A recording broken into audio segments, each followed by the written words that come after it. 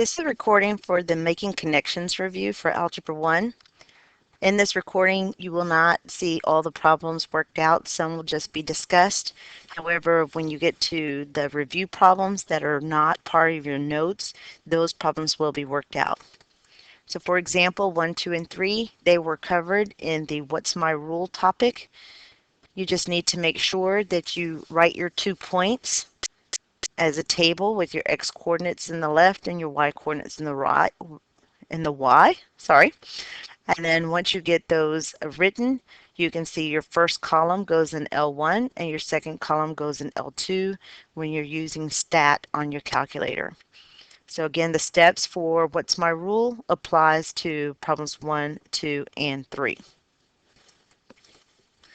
Problem 4 and 5, they're very similar. We have done these also as far as graphing. And so when you are graphing, you want to make sure you have your slope and your y-intercept.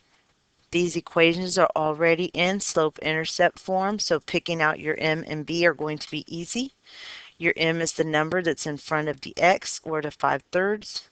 Your b is your beginning point. It's the number on the end. It's a positive 2. Since it's the y-intercept, we'll write it as a point, 0, 2. So we will begin at 0, 2. X coordinate 0, y coordinates 2. Notice our slope is positive. That means we should have an increasing line. The top number is how we go in the y direction, or up and down. In this case, we're going to go up because it's positive. And then the bottom number is the x direction, left or right. We're going to go to the right because, again, it's an increasing line. So we'll go up 5, 1, 2, 3, 4, 5, to the right 3, 1, 2, 3. We started our beginning point and then we moved it and came up with another point.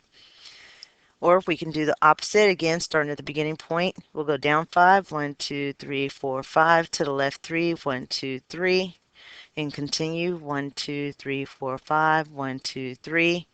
We have 4 points. Use a straight edge, connect them. You have your equation. You have your graph of the equation. Problem number 5 is exactly the same.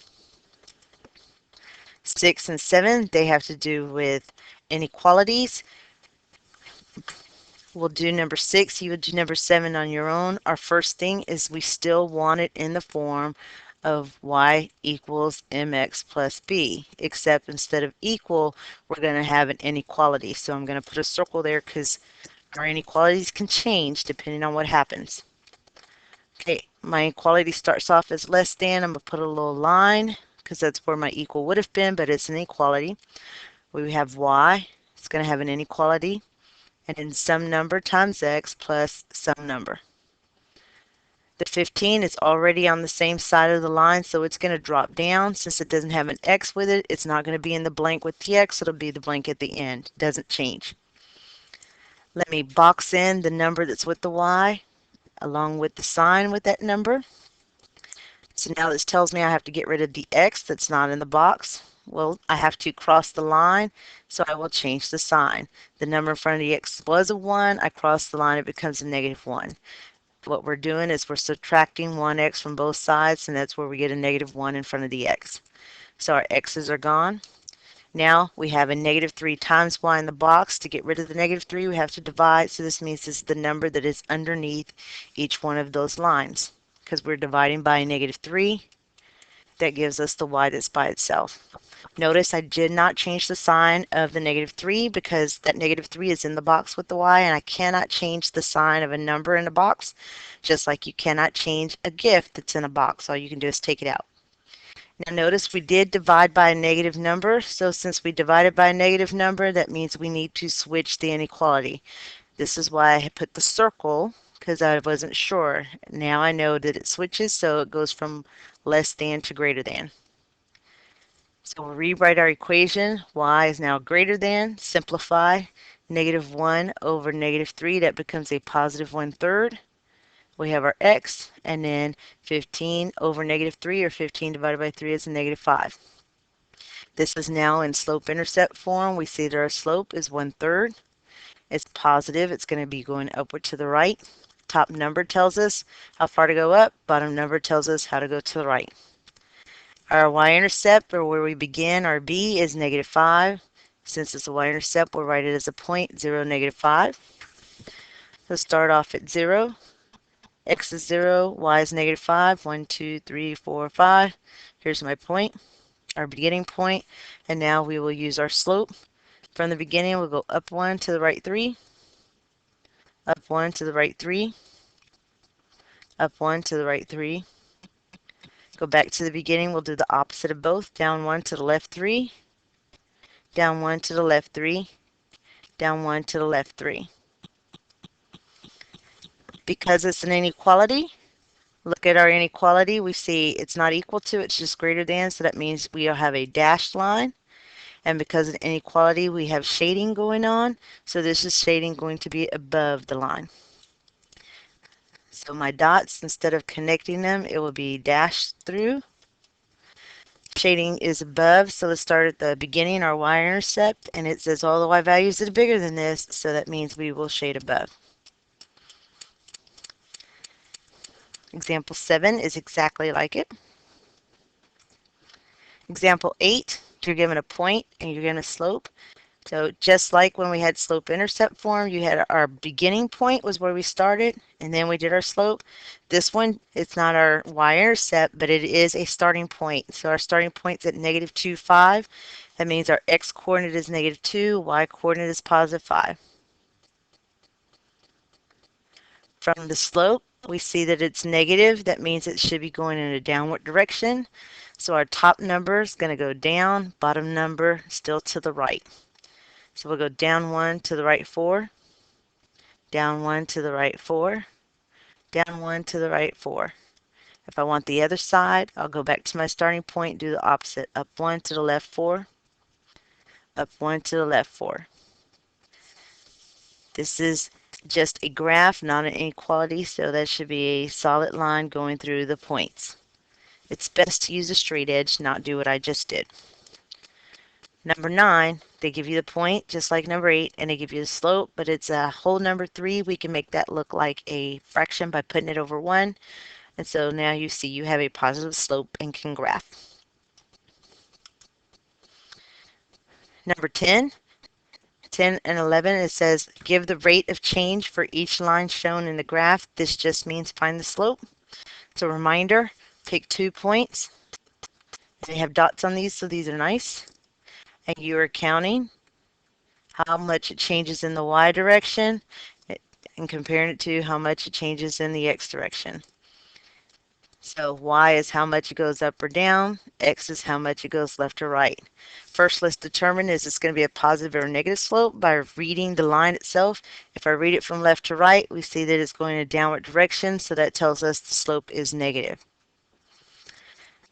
Changes in the y direction by 1, 2, 3, 4, 5. We went 5 spaces. Left or right, we're going 1, 2, 3, 4. So our slope is a -5/4. I'm sorry I wrote that wrong. 11, we're going to do exactly the same way. 12, I want you to remember Bucks Hoy. We talked about this before. I'll do this. This is for 12 and 13. These are special lines. Bucks means we have a vertical line. The slope is undefined, and our equation is going to be x equal where it crosses the x-axis. If it has a horizontal line, that's Hoy. So h is horizontal. Our slope is equal to 0, and your equation is y equals wherever it crosses the y-axis. That's a helpful hint for 12 and 13. 14 is the same as our number 4. It's not going to cover that. 15 is the same, again, as figuring out what is the slope and the y-intercept given a graph. I don't think we've done that yet, so let's look. You're going to pick any 2 points. Doesn't matter which 2. Again, for the slope, it is the change in y over the change in x. So let's look and see. First, is this a positive slope line or negative slope line? If I read the line left to right, it's going upward, so we know our slope is positive. When I connect my dots using a triangle, we'll see how far I go up and down. 1, 2, 3, 4 is 4. And then how many spaces left or right? 1, 2, 3. It's 3, so our slope is 4/3. Our y-intercept, where it crosses the y-axis, here's my y-axis, here's the point. That point is at -1. Or it could be given as a coordinate, so the x-coordinate is 0, y is -1. The last part, we're going to fill in the words on the graph of the function when the value of x increases by blank units. Let's use our slope. X increases, x changes by, according to our slope, that's our bottom number, so it's 3. And the value of the y, notice our graph is increasing, so y must also be increasing. Y increases by, it's the top number, 4.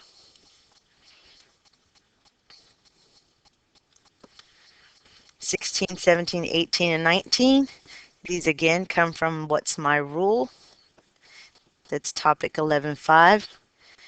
They're giving you a table that gives you total tuition and also, the number of semester hours. So semester hours is in the first column, total tuition is the second. Anytime we have a table, our first column is our x value, second column is our y value. So let's remember our vocabulary. X is our input, also our independent and our domain. Y is our output, our dependent and our range. So based upon that, let's answer 16. Again, review. We know that y depends on x. And these questions are asking what depends on what. Y is the total tuition. So total tuition must depend on the semester hours. Let's see which one matches. A says total tuition depends on the hours taken. Hey, that's our answer. But let's go ahead and check. B says hours depend on the amount of fees charged. The amount of fees charged is not part of our table, so this is not good.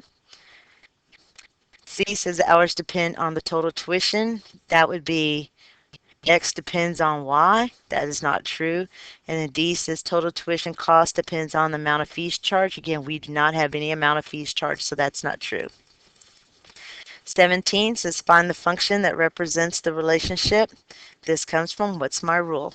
You're going to put in your x values into L1, your y values into L2, and come up with the function that represents the relationship.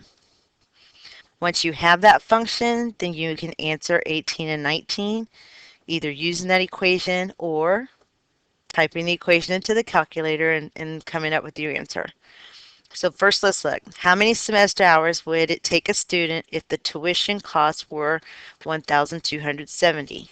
So what they're giving you is the tuition cost. They're saying your y value is 1,270, or that's your t value because that's what the variable we use. How many semester hours? This is your x value, or your h value, because we said that x and h were the same thing. So if you know your output is 1270, what's your input? 19, if you took 11 hours, so it's giving you an input amount. 11 hours is your x. What would your tuition cost? It's asking what's your y value. Again, once you have your equation from L1 and L2, put it in the calculator, you can you have your equation that will give you the variables a and b. You could put that into your y1 and then be able to look at your table to find the answers for 18 and 19. 20 is where we get into review problems that we haven't seen for a while, so these are ones that I will actually work out. We're going to solve for x. When we solve, we draw a line down the equal sign. Do we have any parentheses? Our answer is yes. To get rid of the parentheses, we need to distribute. We're distributing the number that's in front of the parentheses. In this case, it's a -1 because there is an understood 1. The 4x just drops down because I didn't do anything with it, but the -1 we're distributing inside. So -1 times 3x is going to be a -3x, and then the -1 times 7 gives you a -7. That's equal to 9. Combine like terms, we have 4x minus 3x, that's 1x, or just x, minus 7 equals 9. I don't have any other variables, So I'm going to box in my x and now solve for x. We get rid of the number not in the box. That's the -7. We're going to add 7. We're doing the opposite. That leaves us x by itself, and then 9 plus 7 is 16. So our answer is x is equal to 16. 21, we have function notation. They're giving us a set of data. And so you have an x and a y for each one of these points. Remember, x is our input, y is our output. So it's saying when x is 0, y is going to be 6. Our second point, when x is 1, y is 3. The third point, x is 2, y is 0. And the last point, when x is 3, y is -3. It's asking us to find f of 3. So what's inside the parentheses is our input. What it wants us to find is what's the output. So if I input 3, that's an x value. My output is -3, and that's our answer. 22, we want to see which graph represents a function. So if we were doing a table or mapping, I'd look to see if there's any x's that are cheating, but since they give us a graph, we're going to use the vertical line test. So when you draw a vertical line, and then you can use your ID as your vertical line or just visualize yourself. You will move it across, and if you see that that vertical line intersects your graph in more than one point, let's do here, it's intersecting this point and also this point, that tells you those 2 points share the same x value. Or what I like to say, that x is cheating. He has 2 girlfriends. So you're going to do the same. That means if it's cheating, it is not a functional relationship, so this is not a function. We're trying to find the graph that is a function, so you can do the vertical line test on the other 3 graphs to determine which one does not have any x's that are cheating. 24, we got a function that's described by the equation f of x equals x squared plus 4. They're giving you the replacement independent variables. Independent, again, those are your x's. You want to find its corresponding set of dependent. These are your y's. So one of the ways you can do this is using your calculator. F of x is just another way of saying y equals. If they give you a y equal, let's use the calculator. So we're going to go to y equals, and we will type in the equation that's given. It is x squared plus 4. And I didn't do my plus 4. Now that I have my equation in, I can go to the table by hitting second table. And given the x value of -4, we see that the y value is 20. So since my first input was -4, my first output is 20. Then we're looking at -2. For -2, it's a +8. So put a +8. And then for +1, it's a +5. This is my output, so 5 goes into my output. So these represent my dependent variables. It's 20, 8, and 5. 24, we're comparing the 2 graphs and determining which one is more steep. So we have 2 equations. They are already in y equals form, so that tells me I can use my calculator. We're going to put the first equation in y1 and put the second equation in y2, and I'm going to let the calculator graph the equations for me. So we get 2x minus 5 is my first equation, and then we're going to put in 3x minus 5 is my second equation. If you were graphing this by hand, you would see your slope is equal to 2. Let's try that again. So we're going to write our slope is equal to 2. Our y-intercept is -5. That's our first equation. Second equation, slope is equal to 3. Y-intercept is -5. I'm letting my calculator do the graph for me. However, your test may require that you graph it yourself. Now, as I graphed it, I watched to see which one graphed first. And now I'm going to cheat and move it on over because your graph should look like this.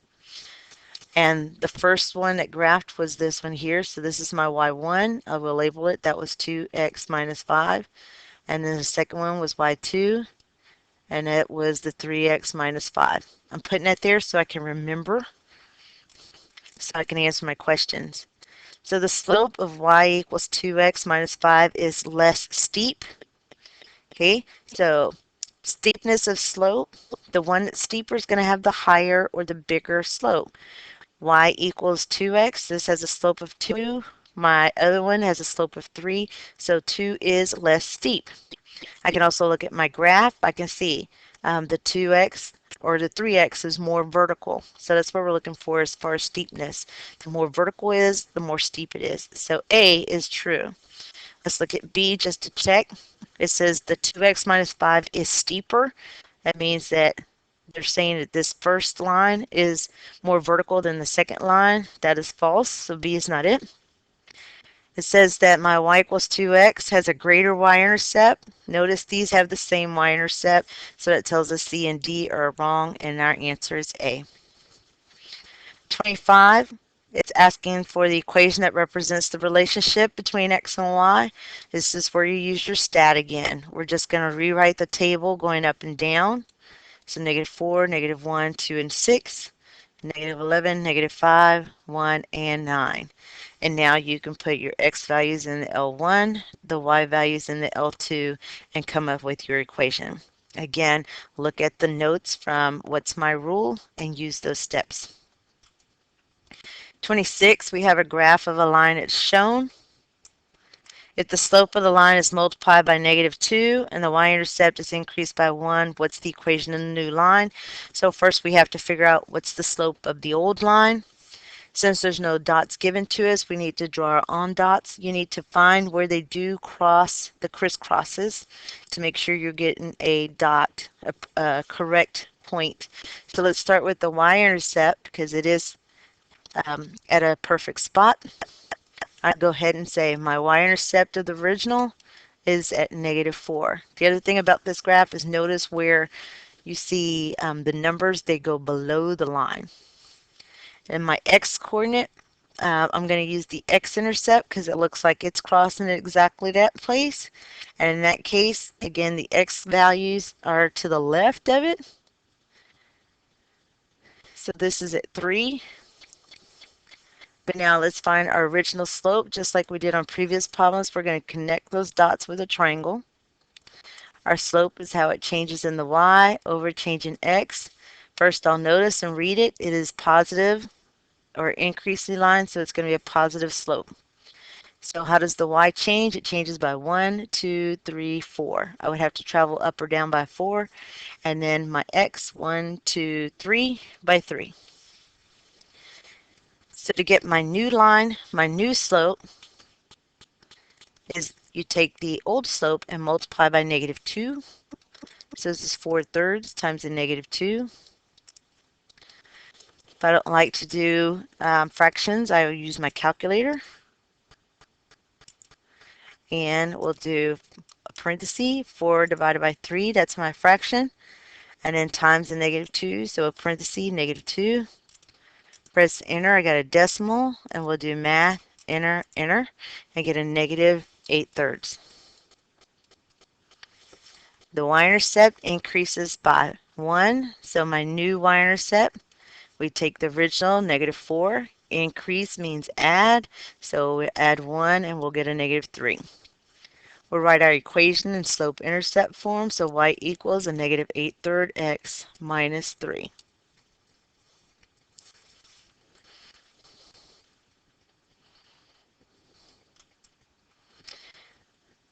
We want to find the equation of the line that passes through the point, -6, 2, and is parallel to the line y equals 2x minus 4. So if it passes through the point, -6, 2, it's our x-coordinate that's given and a y, and then has a parallel, so that tells us our slope must be the same, so it's the number in front of the x, which is 2. To write the equation of a line, we're using y equals mx plus b. This time I'm putting my b as a capital. Let's see how many of these variables we have that information. So we know that x is equal to -6. We know that y is equal to a +2. We know our slope is 2 because it's parallel to the line given. What we do not know is what is b. Because to write our equation of a line, we need to know what m and we need to know what b is. And we do not know what b is. So y is our 2, m is 2, x is -6. We can now solve for b. 2 times negative 6 is negative 12. We want to get the b by itself, so we're going to get rid of the negative 12 by adding 12 to both sides. And this tells us that b is equal to 14. We now know what b is. We now know what m is. We can write our equation. Y equals 2x plus 14. Number 28, we're going to graph y is less than x plus 4 on the grid below, of which coordinate point represents the solution of this inequality. So graphing is going back to what we did on the first page. We have our m and we can figure out our b. M is the number in front of the x, it's a 1. B is equal to 4. Notice this inequality, it's less than, so this tells us it's a dashed line because it didn't have an equal to, and that the shading is below. So start with our beginning point of a positive 4. Our slope is a positive 1. That means it's going in an upward direction. And if it's 1, I'll put 1 over 1. So I know I got to go up 1 and to the right 1. Because remember, top number tells us how far to go up. Bottom number tells you how far to go to the right. So for the slope of 1, we are going along the diagonal. We can do the opposite of down 1 and to the left 1 to get the other side. I'm filling in all my points on this graph. I know it's dashed. So again, dashed mean it cannot be equal to. And now we see that it's shaded below, so I'll do my y-intercept or my beginning point. I want all the y values less than that, so the shading is below. To be a solution, then the point must be in the shaded area. So let's check. A is at negative 7, 0. X is negative 7, y is 0. That is not in the shaded area. It's not a solution. B, we have negative 1 and positive 3. You need to be careful. This is a point that is on the line, but notice this line is a dashed line, not a solid line. So since it's dashed, this is not a solution because that means the line is not part of the solution if it's dashed. If it was solid, the line would be part of the solution. Our next point is 3, 9. We see 3, 9. This is above the shaded area. This is no good. And let's check. D is 2, 4 and 2, 4. That point is within the shaded area, so that is correct.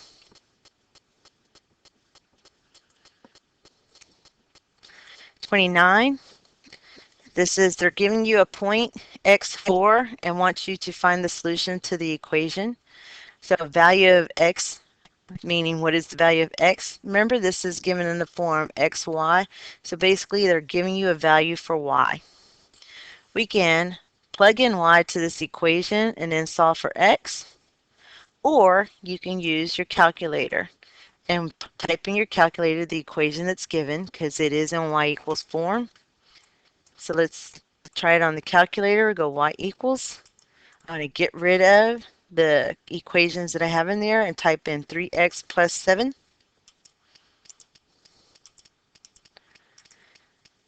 Then to see the points, all the points, we hit the second graph to get to the table. And they're giving us that the y value is equal to 4. I need to figure out what the x is. So I'll look at my y values, find where it's equal to 4, and see that my x value is negative 1. 30, 31, and 32, they all come from our topic on scatter plots. So if you go back to your topic on scatter plots, you should be able to answer the questions for 30, 31, and 32. This concludes the review for making a connection.